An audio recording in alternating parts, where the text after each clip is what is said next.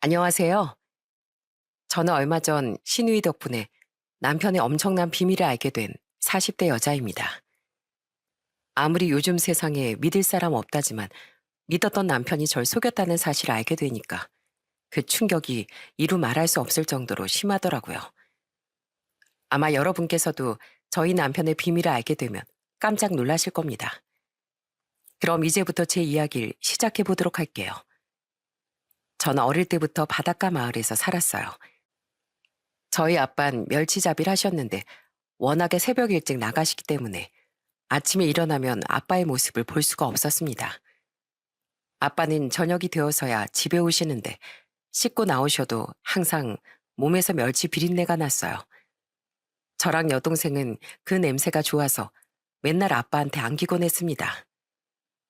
아빠, 아빠한테서 바다 냄새가 나요. 아빠한테 이렇게 푹 안겨 있으면 바닷속에 들어와 있는 기분이에요. 아이고, 누가 멸치잡이달 아니랄까봐 멸치 비린내 바다 냄새라고 좋아하네. 앞으로도 이 아빠가 멸치 많이 잡아서 우리 상이랑 윤이 맛있는 거 많이 사줄게. 그런데 아빠가 바다에 나가서 일을 하시다 보니 저희 엄만 항상 창밖을 바라보면서 기도를 하시곤 했어요. 엄마, 맨날 창밖에 보면서 무슨 기도를 그렇게 하시는 거예요? 너희 아빠 오늘도 무사히 돌아오시라고 기도하는 거지. 아, 그나저나 오늘도 날씨가 별로 안 좋아서 걱정이네. 비록 아빠가 바다에 나가시는 건 걱정이었지만 그래도 집안 분위기 자체가 화목했기 때문에 전 너무 행복했어요. 하지만 제가 딱 하나 싫어하는 게 있었다면 바로 할머니네 집에 가는 일이었답니다. 저희 집은 딸만 둘이었지만 큰아빠한텐 아들만 둘이 있었거든요. 그런데 할머니네 집에 갈 때마다 자꾸 할머니가 오빠들이랑 차별을 하는 거예요. 밥 먹을 때 맛있는 고기 반찬은 다 오빠들한테만 주고 저희한텐 나물 반찬만 먹으라고 잔소리를 하셨죠. 게다가 명절 때도 저랑 여동생은 주방에서 엄마를 도와주느라 바빴는데 오빠들은 사랑방에 들어 누워선 저희한테 이것저것 심부름을 시키기만 하더라고요. 야, 배상이, 나 출출하니까 부엌에 가서 전 좀 가져와. 아, 그리고 식혜도 한 잔 떠오고. 오빠, 오빤 손이 없어, 발이 없어? 먹고 싶으면 오빠가 가져다가 먹으면 되잖아. 야, 너 할머니 말씀 못 들었어? 나랑 내 동생은 우리 집안의 기둥이 될 사람이라잖아. 그러니까 너희들은 우리가 뭐든 시키면 시키는 대로 해야 돼. 어차피 너희들은 시집가면 끝이야. 저는 너무 화가 나서 그날 엄마한테 하소연을 했습니다. 엄마, 왜 자꾸 할머니는 우리랑 오빠들을 차별하는 거예요? 큰오빠가 그러는데 나랑 윤인 시집가면 끝인 사람들이고 오빠들은 우리 집안의 기둥이 될 사람들이래요. 상희야, 할머니가 그렇게 말씀하신 건 잘못된 거야. 여자든 남자든 집안의 기둥이 될 수 있고 똑같이 소중한 존재들이거든. 그런데 할머니는 옛날 분이라서 남자가 더 중요한 줄 알고 살아오셨기 때문에 그러시는 거야. 할머니가 그러실 때마다 엄마가 최대한 막아줄 테니까 우리 조금만 참아보자. 하지만 할머니는 그 이후에도 계속 저희 자매랑 오빠들을 차별했어요. 오빠들은 학생 때부터 일탈만 일삼는 양아치였고 저랑 여동생은 공부를 잘하는 모범생이었는데도 칭찬 한마디 안 하시더군요. 여자애가 공부를 잘해서 뭐 하냐면서 시집만 잘 가면 된다고 하시더라고요. 그래도 제가 그나마 덜 서러울 수 있었던 건 정말 자상하고 마음이 따뜻했던 저희 부모님 덕분이었어요. 할머니가 그럴 때마다 맞서서 싸워주시고 저희를 안아주며 달래주셨거든요. 하지만 화목했던 저희 가정이 풍비박산 날 뻔한 사건이 있었답니다. 제가 중학생이었을 때였는데 그날따라 바람이 너무 많이 불더라고요. 그날도 창문만 바라보시던 엄마가 뭔가 심상치 않다며 나가봐야겠다고 하시는 겁니다. 저랑 여동생도 엄마를 따라 나갔는데 부둣가에 경찰들이 막 와 있더라고요. 엄마가 경찰들한테 무슨 일이냐고 물어보니까 한 경찰이 이렇게 대답하더군요. 지금 멸치잡이 배가 전복됐다는 신고를 받아서 실종자 수색 중입니다. 네? 멸치잡이 배가 전복됐다고요? 그 배 이름이 뭔데요? 곧이어 경찰한테서 배 이름을 들은 엄만 그대로 자리에 주저앉고 말았습니다. 그 배가 바로 저희 아빠가 타시던 배였거든요. 엄만 너무 큰 충격에 경찰들을 붙잡고 울면서 애원하기 시작하셨어요. 말도 안 돼. 그거 우리 남편이 타고 나간 배란 말이에요. 제발 우리 남편 좀 찾아주세요. 제발요. 안 그래도 지금 열심히 수색 중이니까 조금만 기다려주세요. 얼마나 기다려야 되는데요? 파도가 저렇게 심하게 치는데 저러다가 우리 남편 큰일 나면 어떡하냐고요. 안 되겠어요. 그냥 제가 배 타고 나가서 우리 남편 찾아볼게요. 내 남편 내가 찾지 누가 찾겠어요. 안 됩니다. 지금 배를 타고 나가시면 위험해요. 저희 경찰들이 열심히 찾고 있으니까 진정하시고 조금만 기다려주세요. 그렇게 저희 가족은 부둣가에 쭈그려 앉아서 아빠의 소식이 들려오기만을 기다렸습니다. 저랑 여동생도 제발 우리 아빠 구해달라고 얼마나 울고불고 했는지 몰라요. 그렇게 한참을 기다리던 중 정말 다행히도 아빠가 구조됐다는 소식이 들렸습니다. 아빠는 바로 치료를 위해 119에 실려가셨어요. 그런데 나중에 들어보니 아빠랑 같이 배에 탔던 선원 중 2명은 결국 사망한 채로 발견됐다고 하더군요. 나중에 아빠가 치료를 받고 깨어났을 때 저는 펑펑 울면서 아빠한테 이렇게 말했습니다.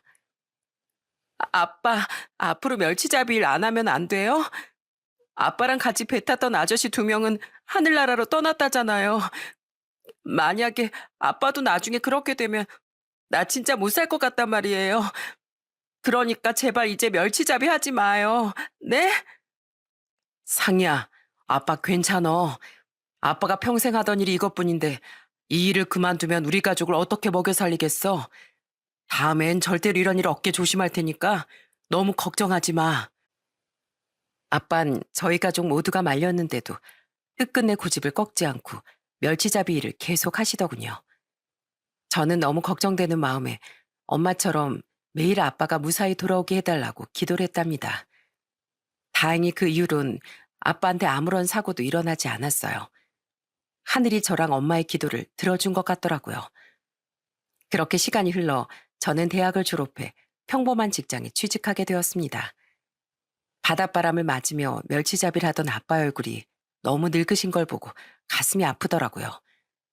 그래서 저는 첫 월급을 몽땅 아빠한테 드렸습니다. 그러자 아빠가 제 손을 붙잡고 이렇게 말씀하시더라고요. 상이야, 난 이 돈 필요 없다.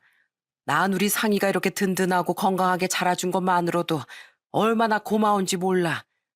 그러니 이 돈은 너 필요한 데 쓰거라. 아빠, 그러지 말고 제 선물이니까 그냥 받으세요. 그리고 이제 진짜로 멸치잡이 일도 그만두시고요. 이제 저도 돈 버는데 먹고 살 걱정하느라 굳이 그런 위험한 일 하실 필요 없잖아요. 저는 다시 한번 아빠를 강력하게 설득했습니다. 결국 저희 아빠는 멸치잡이 일을 그만두고 엄마랑 같이 동네에 작은 식당을 열어서 운영하기 시작하셨어요.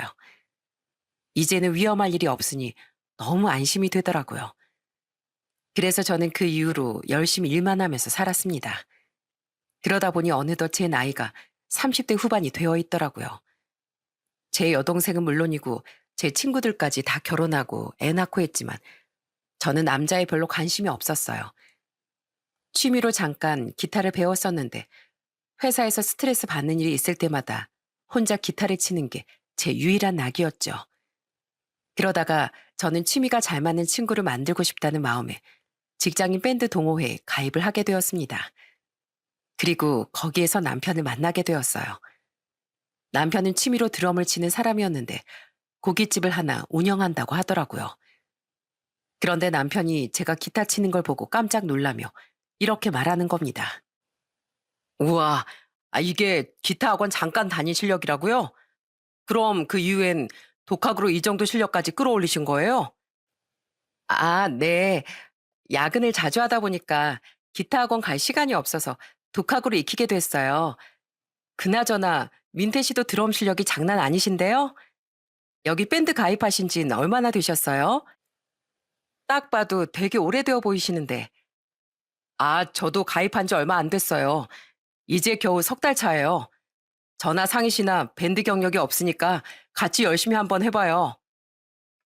한 번은 밴드 동호회에서 작은 공연장을 빌려서 우리끼리 공연을 하기로 한 적이 있었어요. 저희 동호회에서 돈을 내고 빌린 합주실이 있었는데 저는 잘하고 싶은 마음에 매일 퇴근하고 합주실에 가서 연습을 했습니다. 그런데 저랑 똑같이 매일 오는 사람이 있었어요. 그 사람은 바로 저희 남편이었답니다. 상희 씨, 오늘도 기타 연습하러 오신 거예요? 야, 진짜 부지런하시다. 제가 원래 한번 시작하면 끝장을 보는 스타일이거든요. 이왕 공연하는 거 제대로 해야 되지 않겠어요? 와, 어쩜 저랑 생각하는 게 똑같아요. 지난번부터 느꼈는데 상희 씨랑 저랑 성격이 진짜 잘 맞는 것 같아요. 그나저나 저녁은 드시고 오신 거예요? 안 드셨으면 저랑 같이 이 근처에서 밥이나 먹고 오실래요? 그렇게 저는 남편과 점점 친해지다가 연인으로 발전하게 되었습니다. 밴드 공연을 성공적으로 마친 후에 다 같이 뒤풀이를 하는데 동호회 사람 중 한 명이 저랑 남편한테 이러더라고요. 뭐야, 둘이 요즘에 왜 이렇게 친해? 설마 둘이 우리 몰래 사귀는 거 아니야? 그러자 남편이 수줍은 얼굴로 이렇게 말하더군요. 아, 그게 사실 저랑 상이 정식으로 만나고 있어요. 공연 끝나고 날 잡아서 얘기하려고 했는데 벌써 들켜버렸네요. 뭐라고? 그게 사실이야? 야, 완전 선남선녀 커플랍셨네. 그래서 결혼은 언제 할 거야? 신혼집은 구했어? 청첩장 나오면 우리한테 제일 먼저 돌릴 거지? 아유, 벌써 신혼집이라뇨. 아, 형님은 농담도 참. 그렇게 남편과 1년 정도 만나다 저는 결혼을 약속하게 되었습니다. 결혼 전 예비 시댁에 인사를 드리러 갔는데 좀 정신이 없더라고요. 예비 시누이가 먼저 결혼해서 애가 셋이나 있었는데 애들이 3살, 2살, 그리고 이제 6개월 된 아기까지 다 어렸거든요. 예비 시모가 저한테 이것저것 물어보시는데 갑자기 2살짜리 예비 조카가 으앙 하고 울기 시작하더라고요. 그러자 예비 시모가 예비 시누이한테 이러시더군요. 아유, 아이 넌 왜 이런 자리에 애들을 다 데려오니? 정신이 하나도 없어 죽겠잖아. 그럼 어떡해. 이 어린 애들을 집에 놔두고 올 수도 없고 우리 시댁의 애들을 맡길 수도 없는 노릇이잖아. 너희 시댁의 애들을 왜 못 맡겨? 아, 이런 날은 맡길 수도 있는 거지. 왜 못 맡기는진 엄마가 더 잘할 텐데. 아, 나라고 뭐 정신없게 하고 싶어 사는 줄 알아? 그런데 그때였어요. 남편이 예비 신우이한테 따끔하게 한마디 하더군요. 너 지금 손님 왔는데 자꾸 큰 소리 낼 거야? 아우, 상희야, 미안해. 제가 애가 셋이라서 좀 정신이 없어. 괜찮아. 나 애들 좋아해서 아무렇지도 않아. 아가씨, 전 괜찮으니까 그냥 편하게 애들 보세요. 원래 그 나이 땐 시끄러운 게 정상이잖아요. 조금 어수선하긴 했지만 무사히 인사자를 마칠 수 있었습니다. 그리고 남편도 저희 집에 인사를 드리러 왔어요. 저희 아빠는 남편한테 이렇게 말씀하시더라고요. 그나저나 자네 나이가 벌써 40이 넘었다며. 체격도 좋고 참 듬직한데 왜 이 나이까지 결혼을 안 했나. 자네 좋다고 따라다닌 여자들 꽤 많았을 것 같은데. 아, 사실 제가 장사를 하다 보니까 정신이 없어서 여태까지 여자 만날 생각을 못 했습니다. 그러다가 최근에 가게가 좀 안정돼서 취미생활 하러 갔는데 거기서 상희를 만난 거예요. 저 살면서 이렇게 현명하고 똑부러지는 여잔 처음 봤거든요. 앞으로 상희랑 좋은 가정 꾸려서 열심히 잘 살겠습니다. 그렇게 남편도 저희 집에 허락을 받게 되었고 저는 30대 후반의 나이로 남편과 결혼을 하게 되었어요. 남편과 결혼하고 나선 행복한 나날들의 연속이었습니다. 남편이 고깃집을 운영하느라 바쁘다 보니 제가 가끔 퇴근하고 가서 서빙을 도와줄 때가 있었어요. 그런데 그게 하나도 힘들지 않고 오히려 재밌더라고요. 저기요, 여기 양파 장아찌 좀 더 주세요. 아, 손님, 여기 양파 장아찌 나왔습니다. 저희 집 양파 장아찌 엄청 맛있죠?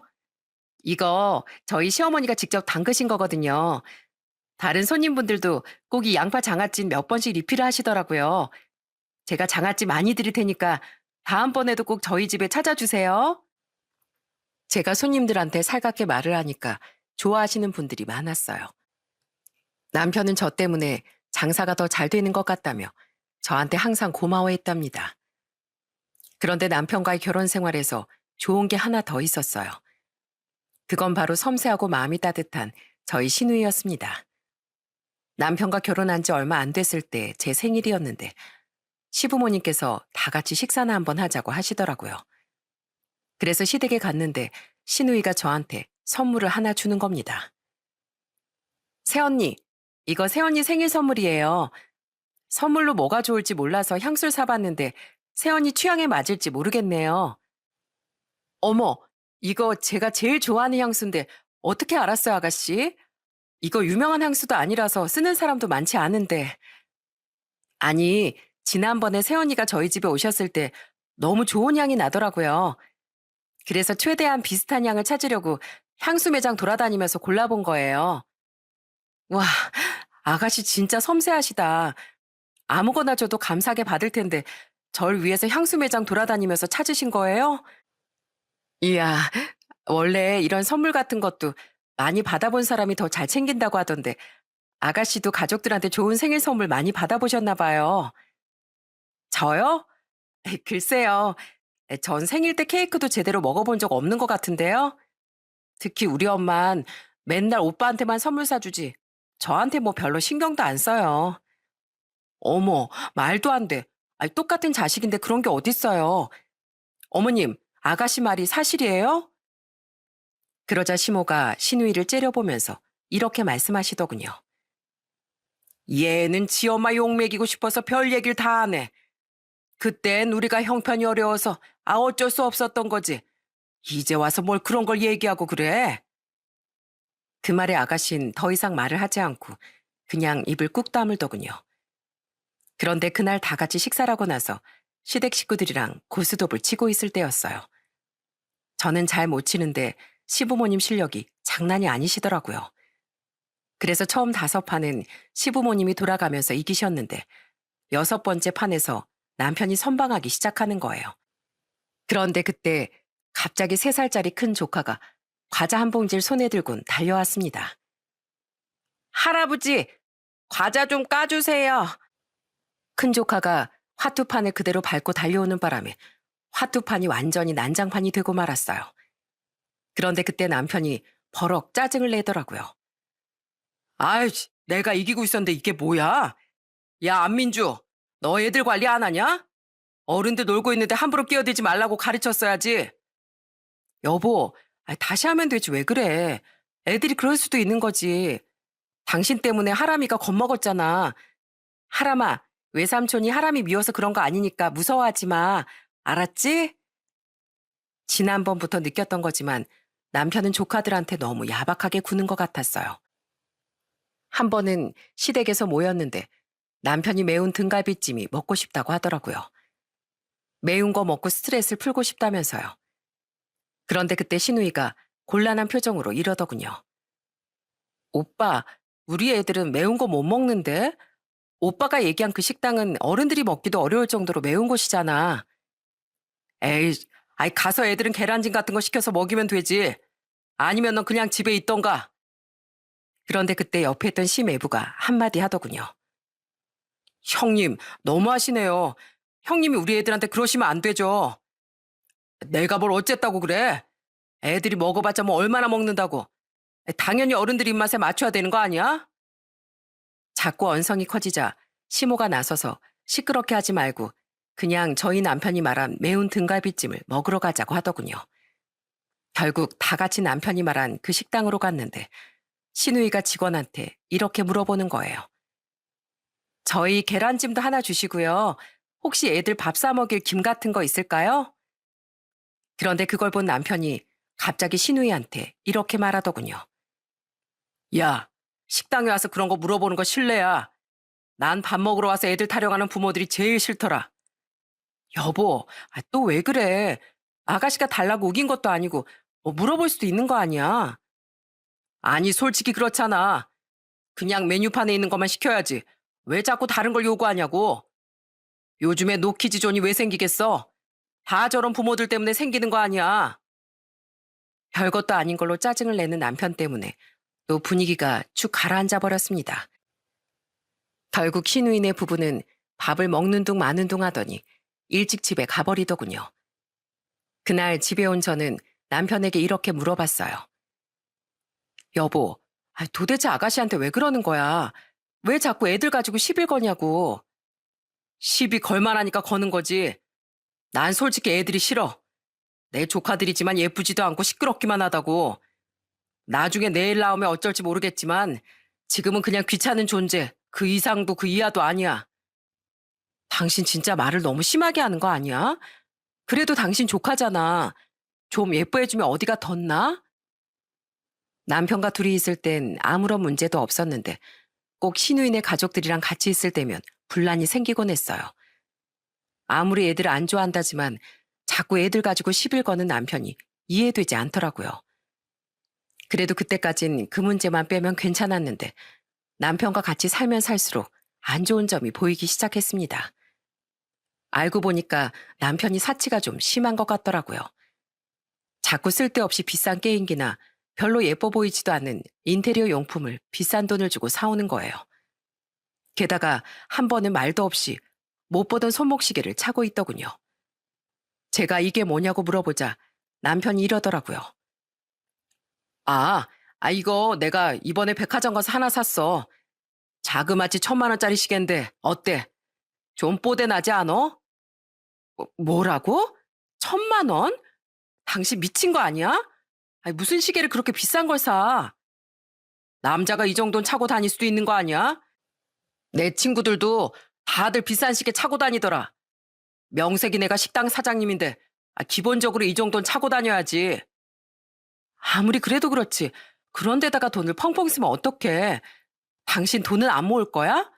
미래를 위해서 저축은 안 할 거냐고. 하지만 남편은 제가 그러든 말든 신경도 안 쓰더군요. 그래서 며칠 후에 시댁에 갔을 때 제가 시부모님한테 하소연을 했어요. 어머님, 아버님, 이 사람 손목에 있는 이 시계 1,000만 원짜리래요. 저희가 무슨 부자도 아닌데 이렇게 비싼 시계가 말이 돼요? 어머님이랑 아버님이 이 좀 혼내주세요.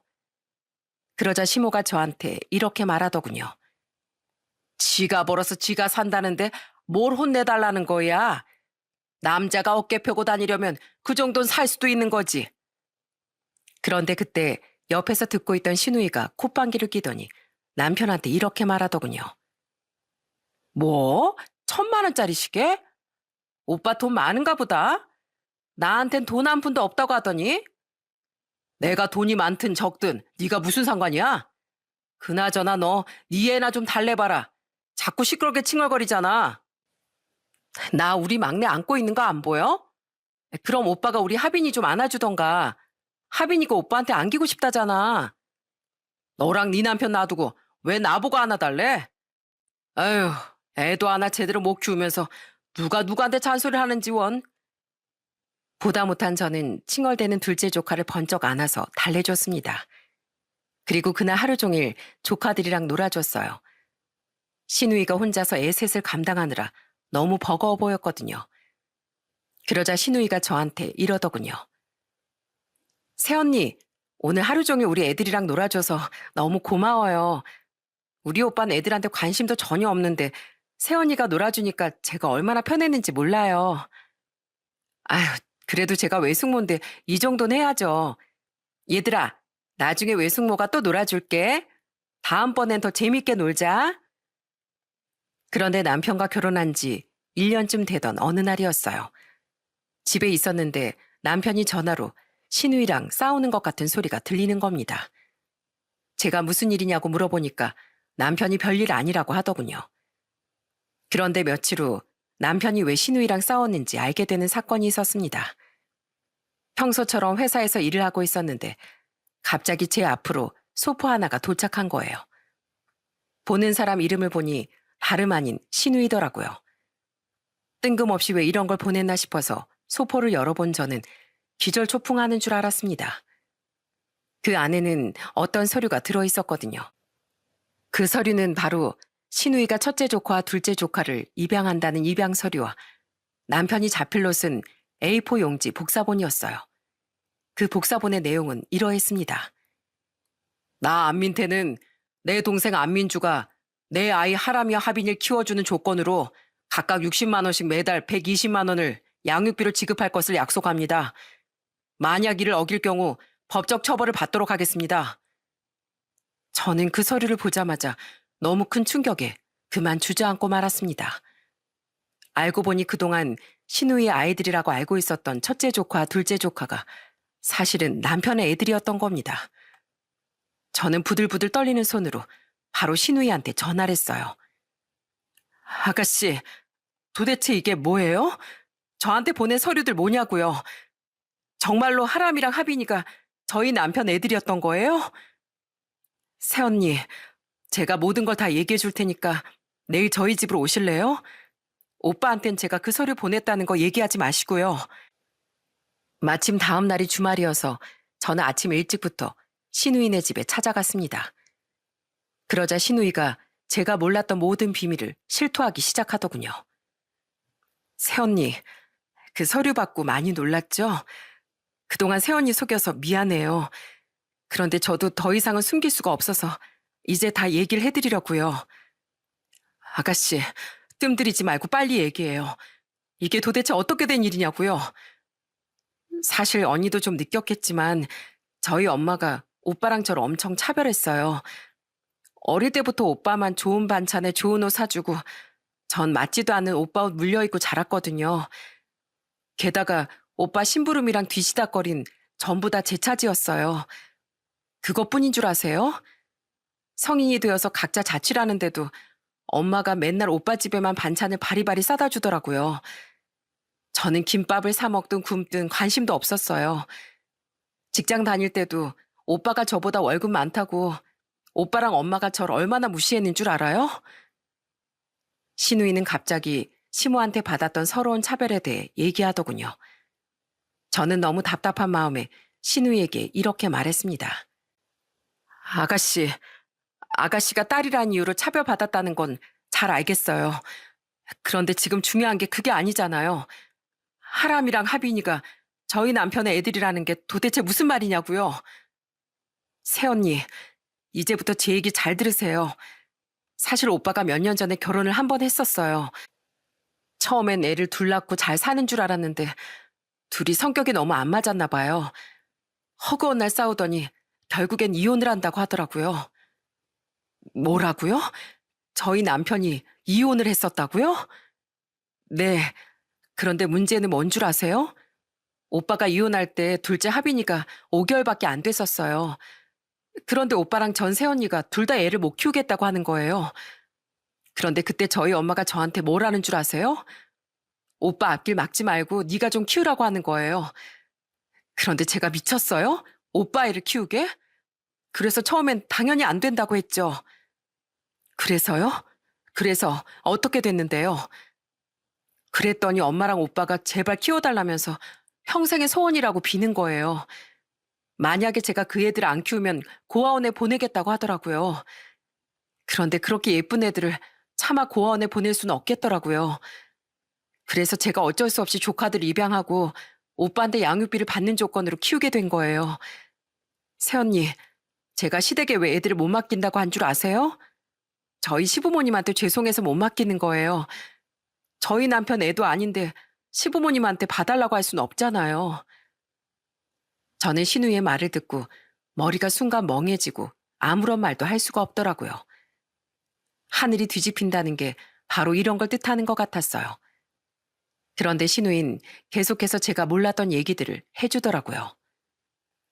사실 오빠가 처음엔 양육비를 몇 번 주다가 경기가 어려워져서 장사가 잘 안 되니까 그 핑계로 안 주더라고요. 그런데 그땐 상황이 상황이니만큼 제가 이해를 했었어요. 그런데 오빠가 얼마 있다가 4천만 원짜리 차를 사는 거예요. 돈 없어서 양육비도 못 준다면서 그런 비싼 차를 사는 게 말이나 돼요? 그래서 그때도 오빠랑 얼마나 싸웠는지 몰라요. 말도 안 돼. 자기 애를 아가씨한테 맡긴 걸로도 모자라서 양육비도 안 줬다고요? 네, 우리 오빠 원래 그런 사람이에요.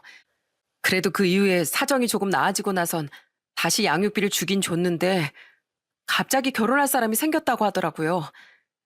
저한테 오빠가 이혼했다는 사실도 그리고 애가 있다는 사실도 절대 말하지 말라고 입단속을 시켜서 새언니한테 차마 얘기를 할 수가 없었어요. 그럼 지금 가족들 전부 다 짜고서 절 속였다는 얘기예요? 아가씨, 어떻게 저한테 이럴 수가 있어요? 다들 너무한 거 아니냐고요. 죄송해요, 언니. 저 새언니한테 진짜 못할 짓 한 거 알아요. 그래도 이제 하람이랑 하빈인 제가 제 아들로 여기고 키우기로 했으니 오빠가 새언니랑 새 출발하기만을 바랬어요. 그런데 오빠가 새언니랑 결혼하고 나선 아예 저희 애들을 모른 척 하는 거예요. 양육비도 한 번 안 주고 1년 동안 우리 애들 보러 찾아온 적도 없었어요. 우리 집이 먼 것도 아니고 차로 1시간이면 오는데 한 번도 안 보러 온다는 게 말이나 된다고 생각하세요? 그리고 새언니도 우리 오빠가 우리 애들 엄청 귀찮아하는 거 봤죠? 얼마 전에 우리 하람이가 문턱에 걸려서 넘어졌을 때도 오빠가 모르는 척하는 거 다 봤잖아요. 우리 오빤 자기 자식도 나 몰라라 하는 그런 인간이라고요. 이럴 수가. 어떻게 그 인간이 그런 짓을. 그런데 아가씨, 이제 와서 이런 얘기를 하는 이유가 뭐예요? 여태까지 날 깜짝같이 속여놓고 왜 이제 와서 모든 걸 다 얘기하는 거냐고요.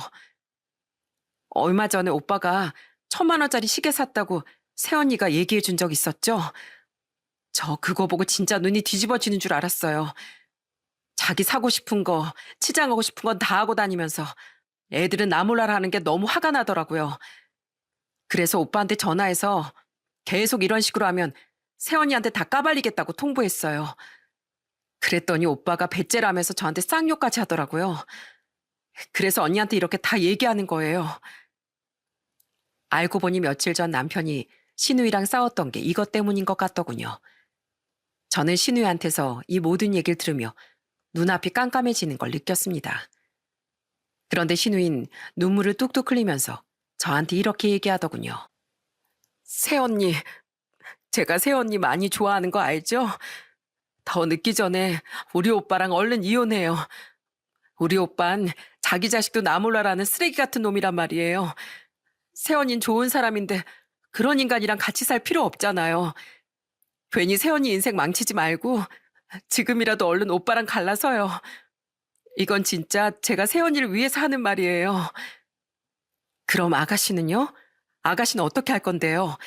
그 인간이 양육비도 안 준다면서요. 저는요, 우리 애들 이미 제 자식이라고 생각하고 키우고 있고 앞으로도 그럴 거예요. 그런데 오빠한테 양육비는 무조건 받아내야죠.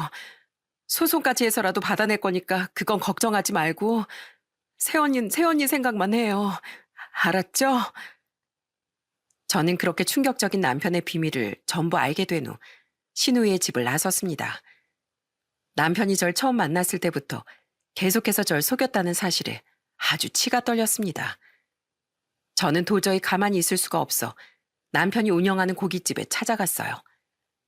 그리고 손님들이랑 직원들이 보든 말든 남편에게 이렇게 소리쳤습니다. 야, 안민태, 네가 감히 나를 속여? 여보, 갑자기 여긴 무슨 일이야? 내가 속이기는 뭘 속였다고 그래? 끝까지 뻔뻔하게 나온다 이거지? 너 나랑 결혼하기 전에 한 번 이혼했었다며. 그리고 그 여자와의 사이에서 애도 둘이나 있다며. 아가씨가 키우고 있는 하람이랑 하빈이 당신 애들 아니야? 그게 무슨 소리야? 지금 한창 영업하는 시간대에 와서 왜 헛소리를 하고 그래? 헛소리? 넌 지금 내가 헛소리를 하고 있는 걸로 보여? 그럼 이 서류들은 뭔데? 아가씨가 네 애들 키워주는 조건으로 양육비까지 주기로 했었다며. 여기 네가 자필로 작성해서 서명까지 했는데 이래도 아니라고 우길 거야? 제가 남편한테 그 서류들을 내밀자 남편은 얼굴이 새파랗게 질려선 입을 틀어막더군요. 여보, 이걸 어떻게 내가 갖고 있냐고? 아가씨가 나한테 보내줬다. 왜? 며칠 전에 양육비 문제로 아가씨랑 대판 싸웠다며? 아가씨가 앞으로 계속 양육비도 안 주고 이딴 식으로 하면 나한테 다 폭로할 거라고 얘기했다며. 아가씨는 너랑은 달리 약속을 잘 지키는 사람이라서 약속대로 나한테 폭로한 것뿐이야. 여보, 진짜 미안해. 내가 나쁜 마음이 있어서 당신을 속인 건 아니었어. 그냥 내가 전처랑 이혼하고 평생 혼자 늙어 죽을까 봐 우리 엄마가 내 동생한테 부탁한 것뿐이란 말이야. 야, 어머님 핑계 대지 마. 애초에 네가 애들 키우기 싫다고 했다며. 네가 전처랑 낳은 애들은 키우기 싫고 새로운 여자 만나서 다시 결혼을 하고 싶디? 지 자식도 책임 못 지는 인간이 무슨 가정을 다시 꾸린다고 그래? 너 처음부터 나 속인 거잖아. 나한테 이혼했다는 말 한 번도 한 적 없잖아. 너 이거 사기 결혼이야. 나한테 완전히 사기친 거라고. 그런데 제가 계속 큰 소리로 남편한테 따지자 점점 식당 안이 웅성거리기 시작했습니다. 밥을 먹고 있던 손님들은 카메라로 저희의 모습을 찍기도 하고 밥 먹기 불편하다며 계산을 안 하고 그냥 나가는 손님들도 있었어요. 그러자 남편이 쩔쩔매면서 저한테 애원을 하더라고요. 여보, 제발 집에 가서 얘기해. 당신 때문에 손님들 나가는 거 안 보여? 나가든 말든 내 알바야? 난 너한테 속아서 결혼까지 하고 1년이나 같이 살았는데 넌 지금 못 받은 고깃값 몇 푼이 아쉽다 이거야? 아니 그게 아니라 이런 식으로 하면 우리 가게 이미지도 나빠지니까 그렇지. 너 같은 인간이 운영하는 가게가 이미지가 좋으면 그게 더 이상한 거 아니야? 내가 진짜 살다 믿었던 사람한테 이런 식으로 뒤통수를 맞을 줄은 꿈에도 몰랐어. 초혼인 줄 알았던 내 남편이 애가 둘이나 있는 이혼남일 줄 내가 어떻게 알았겠냐고. 여보, 내가 속인 건 정말 미안한데 당신이 그렇게 신경 쓸 필요는 없어. 어차피 애들은 양육비만 주면 내 동생이 다 키워준다고 했단 말이야. 당신은 그냥 그 애들은 신경 쓰지 말고 나랑만 잘 살면 된다고. 야, 지금 그게 애 아빠 입에서 나올 말이냐? 양육비만 주면 아가씨가 알아서 키워줄 테니까 넌 나랑 둘이서만 잘 살면 된다고? 야, 난 너같이 무책임한 인간은 필요 없어. 너 그동안 온갖 핑계로 아가씨한테 양육비도 안 줬다면서? 비싼 차에 비싼 시계 사면서 네 자식들은 눈에도 안 밟히디? 그래, 좋게 봐줘서 남자 혼자 애들 키우기 힘들었다고 쳐. 그래서 아가씨가 대신 키워주기로 했으면 적어도 기본 도리는 해야 될 거 아니야. 나 같으면 아가씨한테 고마워서 만날 때마다 절이라도 하겠다. 그리고 애들을 그렇게 맡겼으면 나한테도 솔직하게 얘기했어야지. 너 지금 이게 몇 명한테 죄를 짓고 있는 건 줄 알아? 나랑 아가씨 물론이고 네 애들한테도 죄를 짓고 있는 거야, 이 쓰레기 같은 자식아. 여보, 내가 미안하다고 하잖아. 제발 한 번만 봐줘. 어? 봐주긴 뭘 봐줘? 너 같은 인간하고는 한순간도 같이 있고 싶지 않아. 지 자식도 나 몰라라 하고 아무렇지 않게 거짓말만 일삼는 인간하고는 상종도 하기 싫다고. 그러니까 우리 앞으로는 그냥 남남으로 살자. 뭐 어차피 우리 혼인신고도 안 했는데 그냥 헤어지면 끝이잖아. 여보, 그게 무슨 소리야? 헤어지자니. 무슨 소린지 못 알아들어? 너랑 나랑은 앞으로 남남이라고. 그러니까 다신 나한테 아는 척하지 마. 알았어? 여보, 여보. 저는 끝까지 애원하는 남편을 뒤로하고 고깃집을 빠져나왔습니다. 사실 남편과 결혼하고 나서 혼인신고를 안 하고 있었는데 그게 이렇게 도움이 될 줄은 꿈에도 몰랐어요. 요즘엔 다들 애를 낳기 전까지 혼인신고를 안 하는 추세라길래 저희도 그렇게 했었거든요. 하지만 남편한테 그렇게 퍼붓고 와도 화가 풀리지 않더라고요. 저는 저를 속인 시부모님한테도 따지기 위해 다음날 시댁에 찾아갔습니다. 어머님, 저 다 알고 왔어요. 아가씨가 키우는 하람이랑 하빈이 그 인간 애라면서요? 어떻게 가족끼리 다 짜고서 절 속일 수가 있어요? 저 하나 이런 식으로 바보 만드니까 재밌으세요? 어머, 얘가 지금 무슨 소리를 하는 거야? 그런 헛소린 도대체 누구한테 들었어? 누구한테 듣긴요? 아가씨한테 들었죠? 뭐야? 아유, 그놈의 기집애. 하여간 입만 살아선. 그거 다 거짓말이야. 민주 개가 지오빨 질투해서 없는 말을 지어낸 거라고. 거짓말하지 마세요. 제가 그 인간한테도 맞다는 거 다 확인하고 왔거든요. 이제 어떻게 하실 거예요? 제가 그 인간이랑 결혼해서 1년 동안 살았던 그 세월 어떻게 보상하실 거냐고요? 보상은 무슨, 그냥 없던 일로 하고 살아가면 되지. 그게 무슨 큰일이라고 그래? 끝까지 사과조차 안 하는 시모의 모습을 보고 너무 화가 나더군요. 그런데 그때였어요. 갑자기 현관문이 열리더니 신우이가 떡하니 나타났습니다. 제가 시댁에 오기 전에 신우이한테 여기 온다고 미리 얘기를 해놨거든요. 신우인 들어오자마자 시모한테 이렇게 얘기하더군요. 엄마, 제발 이제 그만 좀 해. 언제까지 그럴 거야? 제발 인간답게 좀 살자고. 뭐야? 네가 여긴 왜 왔어? 그나저나 너 왜 쓸데없는 말에 짓거려서 네 새언니가 여길 찾아오게 해? 엄마, 그럼 언제까지 새언니를 속이려고 그랬어? 이건 애초에 새언니한테 못할 짓 한 거야. 오빠가 새언니랑 결혼하기 전에 미리 얘기를 했어야지. 애들은 내가 키우더라도 우리 애들이 오빠 자식이라는 건 얘기를 해줬어야지. 도대체 언제까지 오빠 편만 들고 옳고 그른 거 생각 못하면서 살 거야? 이런 식으로 하면 우리 가족 전부가 새언니 인생 망치는 거라는 거 몰라? 이 인생을 망치긴 뭘 망쳐. 그냥 다 같이 입 다물고 조용히 살면 되는 거지. 조용히 살면 된다고? 그럼 나중에 새언니가 알게 됐을 때 뒷감당은 어떻게 하려고 그랬는데. 엄만 평생 동안 오빠만 챙기느라 난 뒷전으로 생각했으면서 이젠 오빠 때문에 새언니가 받을 상처는 생각도 안 하는 거지? 엄마, 내 인생 하나 망쳤으면 됐잖아. 왜 소중한 남의 자식한테 이런 식으로 하냐고. 나 그동안 오빠랑 차별하는 엄마 때문에 남 몰래 운 적이 얼마나 많았는지 알아? 나 솔직히 집에 올 때마다 가슴에 뭐가 얹힌 듯 불편하고 나 혼자만 외톨이가 된 것 같아서 너무 서러웠어. 그래도 우리 오빠 새로 시작하게 해주고 싶어서 애들 내가 키우겠다고 한 거야. 그런데 오빠는 양육비도 안 주고 엄마 계속해서 날 오빠랑 차별했잖아.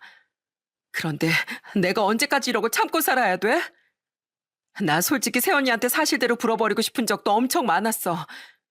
새언니 볼 때마다 속이고 있다는 죄책감에 너무 미안했단 말이야. 나 이제 엄마도 오빠도 다 필요 없어. 엄마랑 오빤 날 그냥 부려먹기 좋은 종으로만 생각하지? 나 이제 그런 취급 안 당할래. 그러니까 엄만 그렇게 좋아하는 오빠만 옆에 끼고 살아. 알았어? 신우이가 펑펑 울면서 속에 쌓인 것들을 다 털어내자 시모가 충격받은 표정을 짓더군요. 그 모습만 봐도 그동안 신우이가 얼마나 하고 싶은 말을 참고 살았는지 알겠더라고요. 시모는 다 포기한 듯한 얼굴로 그 자리에 주저앉더니 눈물을 흘리며 이렇게 말하더군요.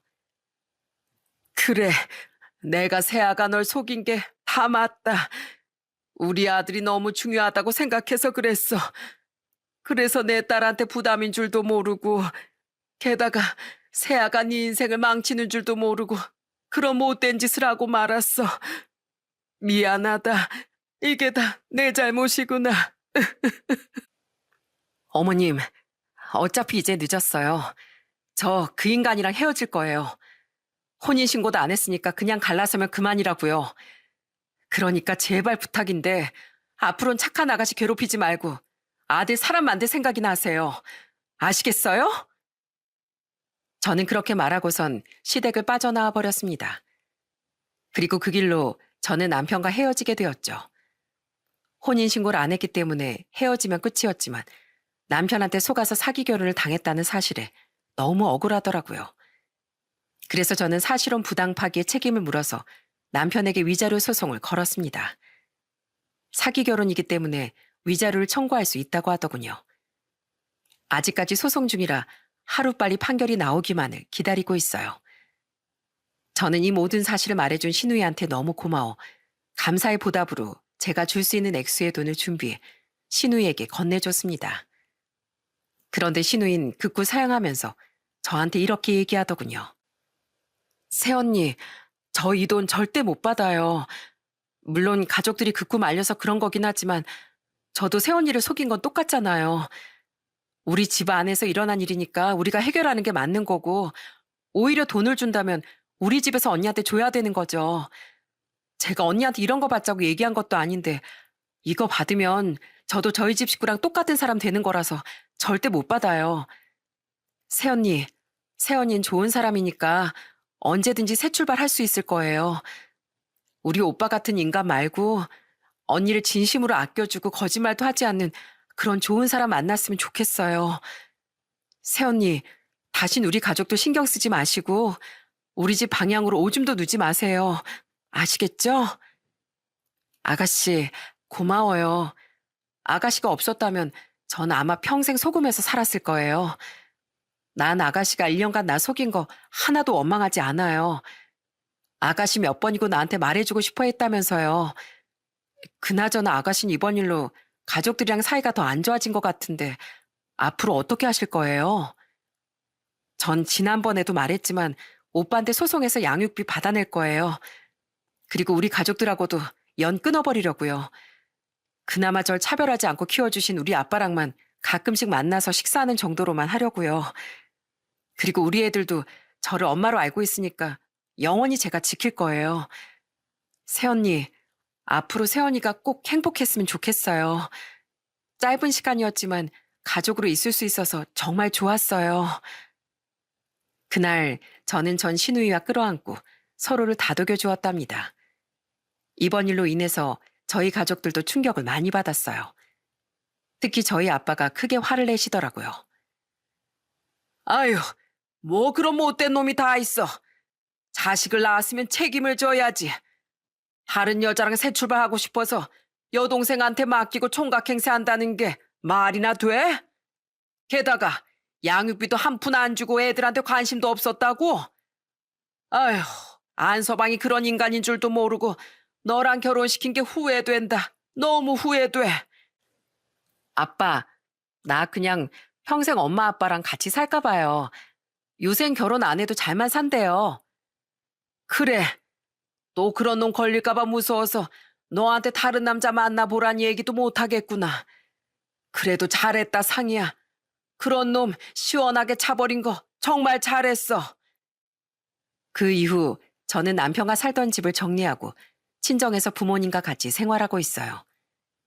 오랜만에 부모님이랑 시간을 오래 보내니까 너무 좋더라고요. 전 남편은 그때 제가 식당에 가서 난리를 친 이후로 거의 장사를 제대로 못하고 있나 봐요. 소문이 너무 크게 나는 바람에 손님도 안 오고 거의 파리만 날리고 있다고 하더군요. 아마 조만간 저한테 위자료도 뜯길 테니 돈도 잃고 일터도 잃고 아주 쪽박차게 생긴 거죠. 그러게 사람이 정직하게 살아야 하는데 남을 속이고 이기적으로 구니까 이런 결말을 맞게 되는 것 같아요. 여러분, 저는 요즘 유튜브 사연을 더 일찍부터 들었으면 하는 생각이 들어요. 그랬다면 남편과 결혼하기 전에 뒷조사를 제대로 해봐야 된다는 걸 알았을 텐데 그걸 몰라서 이런 일을 당했다는 생각도 들었거든요. 제 사연을 듣는 여러분들께선 꼭 본인이 결혼하실 때나 아니면 자식들 결혼시킬 때 꼼꼼히 따져보시기 바랍니다. 저 같은 피해자가 더 이상 생기면 안 되니까요. 그럼 전 여기서 제 사연을 마치도록 하겠습니다. 들어주셔서 감사하고 오늘도 행복한 하루 보내시기 바랍니다.